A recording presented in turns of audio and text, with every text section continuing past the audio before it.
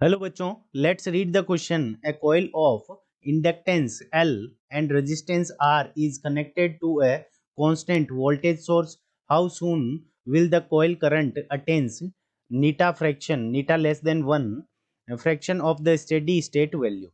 ठीक है बच्चों, तो यहाँ पे हमें जो क्वेश्चन गिवन है बच्चों, इसके अंदर हमें क्या दे रखा है कि एक कॉइल है, ठीक है, जिसका इंडक्टेंस हमें क्या गिवन है, ये कॉइल है जिसका इंडक्टेंस हमें L गिवन है और उसका जो रेजिस्टेंस है वो कितना है, R है, और उसको हमने किससे जोड़ रखा है, कांस्टेंट वोल्टेज सोर्स है।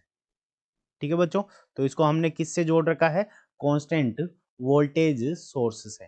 ठीक है, ये हो जाएगा उसका रेजिस्टेंस R और ये है इंडक्टेंस L। अब कांस्टेंट वोल्टेज सोर्स से जोड़ रखा है तो इसका वोल्टेज यानी इसका जो ईएमएफ पावर होगा वो हो जाएगा सेल का, वो क्या हो गया, E हो गया। कांस्टेंट वोल्टेज सोर्स से जोड़ रखा है। अब देखो हमें क्या गिवन है कि हमें क्या फाइंड आउट करना है कि नीटा जो स्टेडी स्टेट की जो वैल्यू होगी, स्टेडी स्टेट वैल्यू होगी करंट की, उसका को नीटा फ्रैक्शन अटेन करने में कितना टाइम लगेगा। ठीक है, तो सबसे पहले हम बात करते हैं कि स्टेडी स्टेट जो वैल्यू होगी करंट की वो कितनी होगी। तो steady steady state value, steady state value. ठीक है बच्चों, तो स्टेडी स्टेट वैल्यू क्या होगी, जिसके अंदर ये जो सर्किट है वो शॉर्ट सर्किट की तरह काम करने लगेगा और इनफाइनाइट टाइम के अंदर ये क्या हो जाएगी, इसकी वैल्यू क्या हो जाएगी, स्टेडी स्टेट के इक्वल हो जाएगी। और स्टेडी स्टेट इक्वल्स टू क्या हो जाएगा, E by R, EMF upon resistance. ठीक है बच्चों, तो इसको हम दे देंगे इक्वेशन नंबर 1। अब क्या होगा कि जो करंट होगी इसके अंदर, कॉइल के अंदर जो करंट होगी वो टाइम के साथ कैसे चेंज होगी, तो उसके लिए क्या है, उसके लिए एक फॉर्मूला है जिसको हम क्या कर सकते हैं, किरचॉफ लॉ से डिराइव कर सकते हैं, और वो क्या होगा, I is equals to E by R 1 minus e raise to the power minus R T upon L. ठीक है बच्चों, ये हो जाएगा हमारा, इसको हम दे देंगे इक्वेशन नंबर 2। और हम जानते हैं कि जो I होगी वो क्या होगी, इसका नीटा फ्रैक्शन होगी I नोट का। तो I इज इक्वल्स टू नीटा I नोट।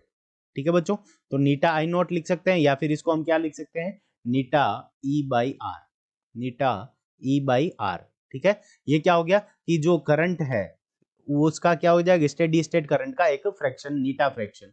तो यहाँ पे एन नीटा E बाई आर, तो इक्वेशन सेकंड को और इसको दोनों को इक्वल करते हैं, तो यहाँ पे हम रखते हैं E by R 1 minus e raise to the power minus R T by L. L क्या है इंडक्टेंस, टी क्या है टाइम, आर क्या है रेजिस्टेंस। तो यहाँ से E बाई आर और E बाई आर कैंसिल हो जाएगा, तो यहाँ से हमारे पास में आ जाएगा, इसको जब इसको नीटा को इस तरफ भेजेंगे और इसको इस तरफ लेके आ जाएंगे तो e raise to the power minus R T by L is equals to क्या हो जाएगा, 1 माइनस नीटा। ठीक है बच्चों, अब आगे इसको हम कैसे करेंगे, अब क्या करेंगे, दोनों तरफ एंटी लॉग ले लेंगे। एंटी लॉग ले लिया तो यहाँ से हमारे पास में क्या बच जाएगा, R by L multiply T is equals to L N log, natural base पे लॉग चला जाएगा और 1 माइनस नीटा। ठीक है बच्चों, अब इसको हम क्या करेंगे, इसको इधर मल्टीप्लाई कर लेंगे तो टाइम टी बराबर हमारे पास में क्या आ जाएगा, minus minus L by R, minus L by R, L नीचे आ जाएगा, आर ऊपर चला जाएगा, minus L by R, R तो नीचे आ जाएगा और एल ऊपर चला जाएगा, तो यहाँ पे हमारे पास में क्या आ जाएगा, minus L by R L N 1 minus eta.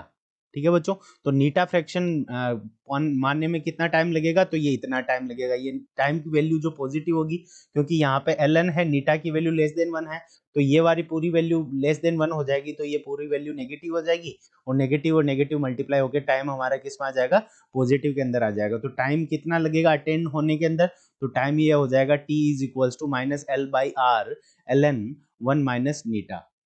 T is equals to L minus L by R L N 1 minus eta. तो ये हमारा करेक्ट आंसर हो जाएगा। I hope you understood it well. All the best.